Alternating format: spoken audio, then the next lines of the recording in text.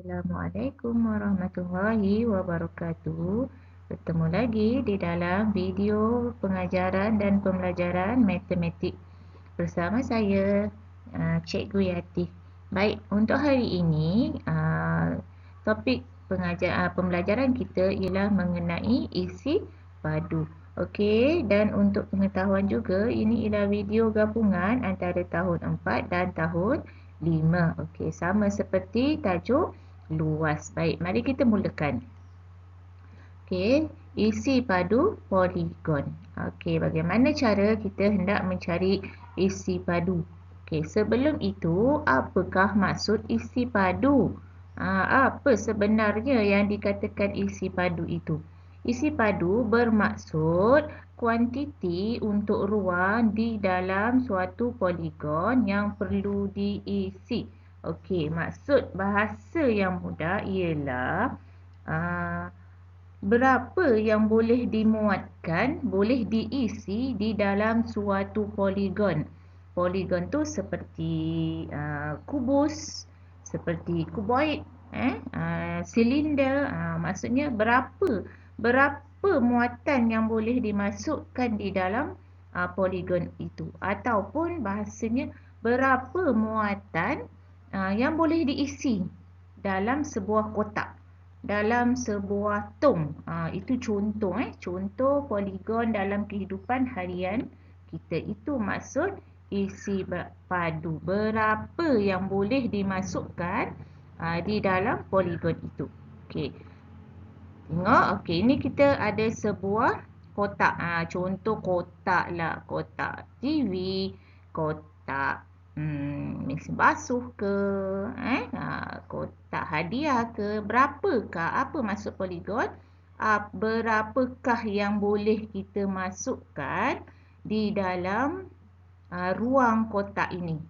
Berapa nilai, berapa muatan yang boleh kita masukkan di dalam kotak ini? Okey, itu maksud isi padu. Seterusnya, mari kita lihat formula mengira isi padu. Okey, formula mengira isi padu ialah panjang darab lebar darab tinggi. Okey, kita tambah satu lagi. Kalau luas, minggu lepas kita belajar panjang darab lebar saja. Sebab luas ialah bentuk 2D permukaan bawah je kita nak kira. Jadi tak ada tinggi. Tapi bila melibatkan isi padu, kita ada kotak, sebuah kotak yang lengkap, dan kita ada ukuran tinggi. Jadi kita perlu kira isi padunya panjang darab lebar darab tinggi, atau P darab L darab T. P panjang, L lebar, T tinggi. Okay, mari kita kenal mana panjang, mana lebar. Tu dia. Saya dah tunjukkan satu gambar. Yang di sebelah bawah tu panjang. Okey, lebar luang ke belakang ni. Lebar dan tinggi. Tinggi ialah tinggi kotak itulah. Berapa ketinggian kotak itu? Jadi dengan ada 3 nilai ini, kita boleh mengira isi padu kotak itu. Berapa yang boleh dimasukkan di dalam kotak ini? Baik, mari kita lihat cara penggunaannya.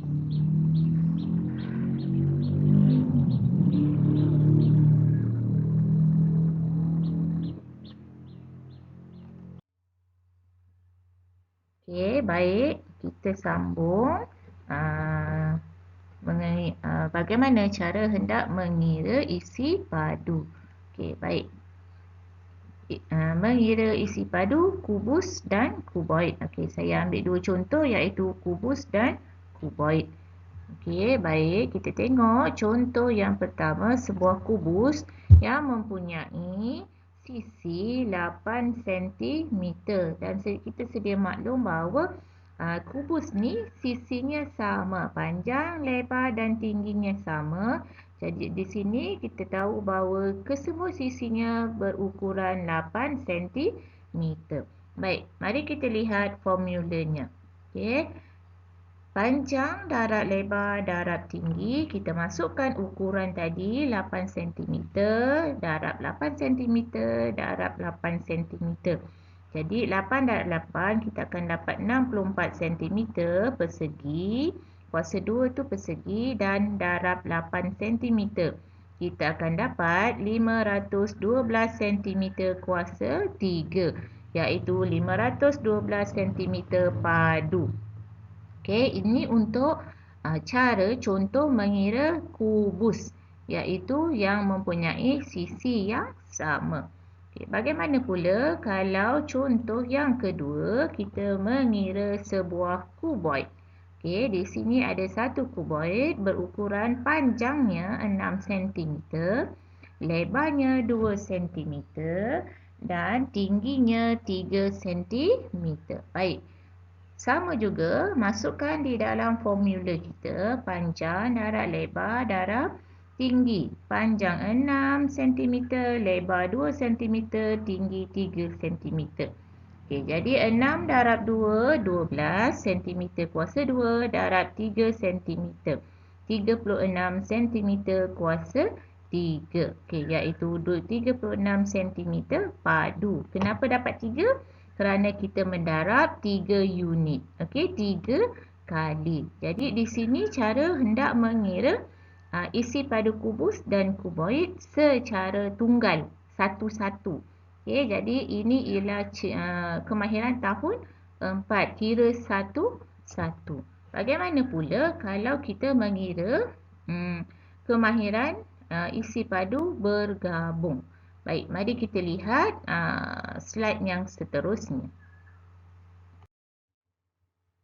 Okey, baik, mari kita lihat bagaimana cara hendak mengira isi padu bergabung. Okey, bagaimana mengira isi padu bergabung?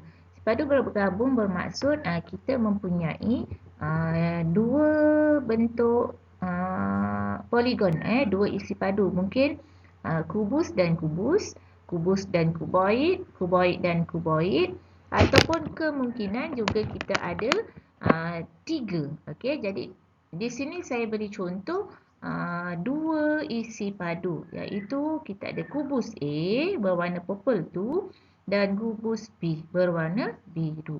Bagaimana caranya hendak mengira? Seperti biasa kita kira satu per satu. Baik, untuk kubus A, ingat semula bahawa kubus ini mempunyai sisi yang sama, panjang, lebar dan tingginya sama. Jadi kamu kurang sedikit masalah untuk mengenal pasti panjang, lebar dan tinggi. Jadi gunakan formula tadi, panjang darab lebar darab tinggi, kita kira satu per satu. Okay. Untuk kubus A, kita kira panjangnya 6 cm darab 6 cm darab 6 cm.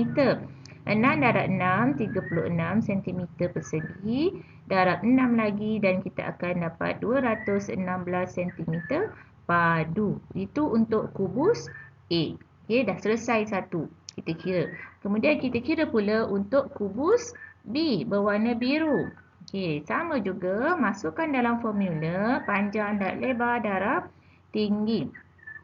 3 cm darab 3 cm darab 3 cm, 9 cm darab 3 cm, kita dapat 27 cm padu. Baik, sekarang kita dah ada isi padu kubus A, isi padu kubus B.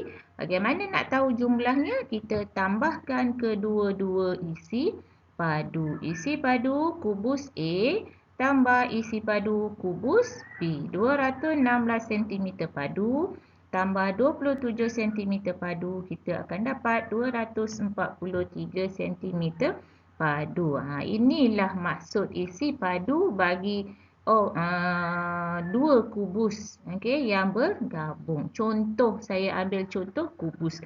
Boleh jadi juga isi padu ini antara kubus dan kuboid. Boleh jadi juga di antara kuboid dan kuboid. Dan mungkin juga kita ada 3 isi padu. Maknanya macam mana pun keadaan tetap sama. Kita kira satu per satu dan kemudian kita jumlahkan.